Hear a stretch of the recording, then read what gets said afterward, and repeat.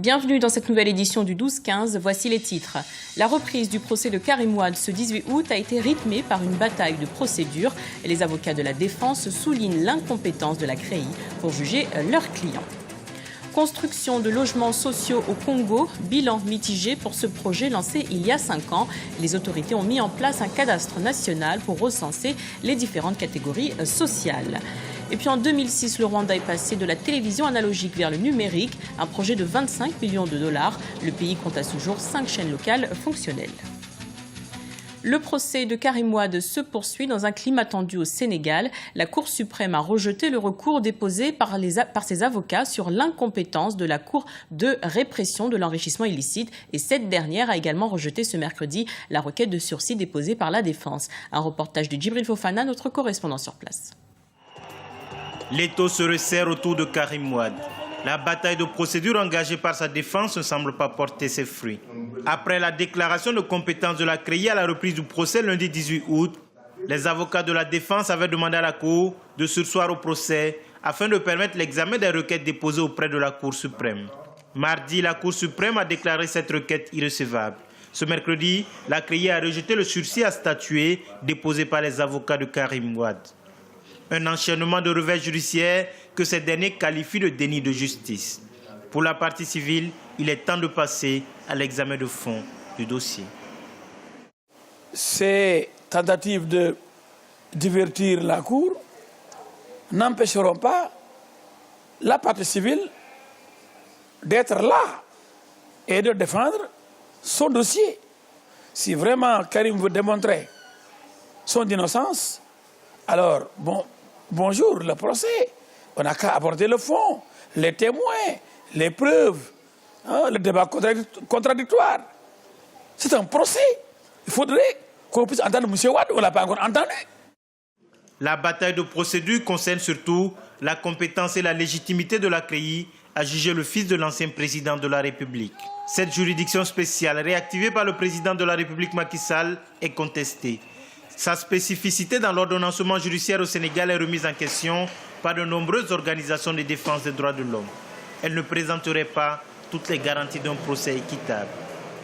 La Constitution nationale du Sénégal garantit à tout citoyen qui est condamné, jugé, quand il estime que le jugement qui lui a été infligé n'est pas un jugement équitable, de pouvoir avoir recours à une juridiction supérieure. Et le cas en est que la CREI est une loi interne. La Constitution a la suprématie du point de vue de la hiérarchie des valeurs sur la CREI, mais pourquoi on a voulu privilégier la CREI au détriment d'une loi qui est supérieure à elle-même? Ça pose un problème. En détention provisoire depuis avril 2013, Karim Wade est accusé d'avoir illégalement acquis 117 milliards de francs CFA par le biais de montages financiers complexes du temps où il était conseiller puis ministre de son père. Ce procès est inédit dans l'histoire de la justice au Sénégal. C'est la première fois que le délit d'enrichissement illicite est jugé. Saïd Djinnit en visite dans la région des Grands Lacs jusqu'au 15 septembre prochain. Le nouveau représentant spécial de l'ONU pour cette localité a entamé ce mercredi sa première tournée dans cette zone instable d'Afrique centrale. Objectif, établir un contact avec les partenaires et les autorités des différents pays en vue de la mise en œuvre de l'accord cadre d'Addis Abeba pour la paix, la sécurité et la coopération dans la région. Le Congo a lancé depuis près de 5 ans la construction de logements sociaux. Objectif, augmenter l'offre et permettre aux populations de se loger convenablement. Mais à ce jour, ces habitations sont jugées trop chères et inaccessibles par certains. Un reportage de notre correspondant sur place, Prince Bafoul. 5 ans après le lancement des logements sociaux en République du Congo, quel bilan? Permettre au plus grand nombre de personnes d'avoir accès à la propriété ou simplement de se loger à prix décent. Tel était l'objectif du gouvernement en faisant construire des logements sociaux. Si le lancement des travaux et la multiplication des chantiers ont suscité un engouement au sein de la population, à la livraison des logements, beaucoup sont les Congolais qui déchantent. Ce qui nous décourage un peu, c'est par rapport au prix qu'on nous donne dans les maisons. Là, vraiment, c'est très cher. En principe, c'est des logements qui doivent revenir aux gens, aux ménages à revenus faibles. Mais ce que nous constatons sur le terrain, c'est que dans ces logements sociaux-là, ceux qui y habitent, ce sont des gens qui ont un revenu assez élevé. Au niveau des logements sociaux-là, ceux qui peuvent les avoir, ce ne sont que des gens de classe moyenne qui ont un revenu fort. Dans le quartier Bakongo, les logements sociaux coûtent plus de 50 millions de francs CFA. Des prix hors proportion pour les populations qui se disent disqualifiées d'office. Avec un SMIC à 90 000 francs CFA, difficile pour un fonctionnaire d'occuper un de ces appartements. D'autres logements sont en construction à travers la capitale, à Mpila par exemple, au nord de Brazzaville. Le gouvernement semble avoir pris en compte la bourse des populations à faible revenu avec une série de mesures. Il faudra mettre en place une véritable base de données, ce que nous sommes en train de nous atteler à travers le cadastre national, pour savoir quelles sont les couches moyennes qui peuvent accéder. Et la Banque de l'habitat mise en place pourra accompagner ce type d'initiative avec le fonds de l'habitat qui permettra d'être comme un amortisseur pour ceux qui sont véritablement vulnérables. Selon le ministère de la Réforme foncière et du domaine public, l'État va construire sous peu 10 000 logements à Pointe-Noire et Brazzaville, soit un espace de 40 hectares pour les deux plus grandes villes du Congo. Mais pour les populations, le nœud du problème reste les coûts de ces maisons.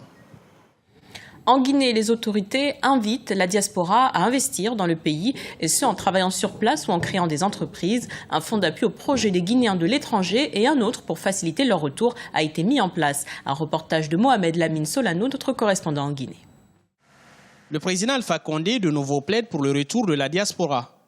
Si le chef de l'État reste confiant, les cadres expatriés sont généralement peu enclins à revenir travailler en Guinée. Outre le faible niveau de rémunération dans l'administration publique, moins de 130 € le mois pour le fonctionnaire moyen, le principal frein évoqué par des jeunes de la diaspora reste le risque d'instabilité politique. Mais l'apport de la diaspora au processus de développement du pays est sans conteste. Si nous voulons l'accélération de l'histoire, faudrait-il que nos cadres qui sont à l'extérieur, qui ont une maîtrise parfaite de ces nouvelles technologies, s'impliquent dans le développement du pays, soit en travaillant directement, soit en créant des entreprises. On a créé un fonds d'appui au projet des Guinéens de l'étranger pour permettre à tous les Guinéens vivant ailleurs qui ont des projets en Guinée ici, voir comment les aider. S'il est vrai que la trop grande disparité entre les modes de fonctionnement au travail ou autres lourdeurs administratives bloque dans leur élan une frange des ressortissants guinéens à l'étranger, certains arrivent pourtant à sauter le pas et évaluent l'apport des cadres de la diaspora au développement du pays. Que l'assistance technique que les États paient à certaines sociétés qui sont internationales ou bien dont le siège est implanté à l'extérieur, pour les États, a un coût énorme. Mais dans le cadre des politiques visant à intégrer donc, la diaspora, on peut demander à ce que les assistants techniques donc, venant de ces sociétés puissent être, pour la plupart d'entre eux, des personnes originaires du pays. Ça permettrait de faire revenir la diaspora dans le pays. Le gouvernement annonce l'organisation d'ici à la fin de l'année d'un forum de la diaspora. Il va permettre de mettre en place le Conseil des Guinéens de l'étranger. Le forum sera aussi l'occasion de recenser les Guinéens de l'étranger. Aucune statistique officielle n'existe encore, mais on estime à près de 4 millions de personnes le nombre de Guinéens vivant à l'extérieur. Le Rwanda face au défi du numérique, les opportunités permettent à 8 chaînes de télévision d'utiliser la même fréquence. Néanmoins, la réticence de plusieurs promoteurs locaux à prendre part au processus reste un défi. Un reportage d'Olive Adjakotan, notre correspondant sur place. Le Rwanda a achevé son passage de la télévision analogique terrestre à la télévision numérique terrestre depuis le 1er août. Un processus entamé en 2006 pour un coût global de 25 millions de dollars. Le Rwanda devient ainsi le 3e pays en Afrique à opérer une telle transition après la Tanzanie et l'île Maurice. Ici à la télévision nationale, la digitalisation est une réalité depuis quelques temps. Un système assimilé assez rapidement par le personnel. Donc, c'est un bon système parce que, comme vous le voyez, c'est un système qui met tout le monde en commun. Au départ, il faut beaucoup de formation, changement d'idées, mindset. Et après, ça marche très rapidement. Certaines stations de télévision font toujours un usage mixte du système analogique et numérique. Une politique visant à satisfaire toutes les couches de la population. Car les décodeurs destinés à capter le signal des chaînes numériques ne sont pas encore à la portée de toutes les bourses. Les gens ne passent au sens là que le digital a beaucoup d'avantages par rapport à l'analogique.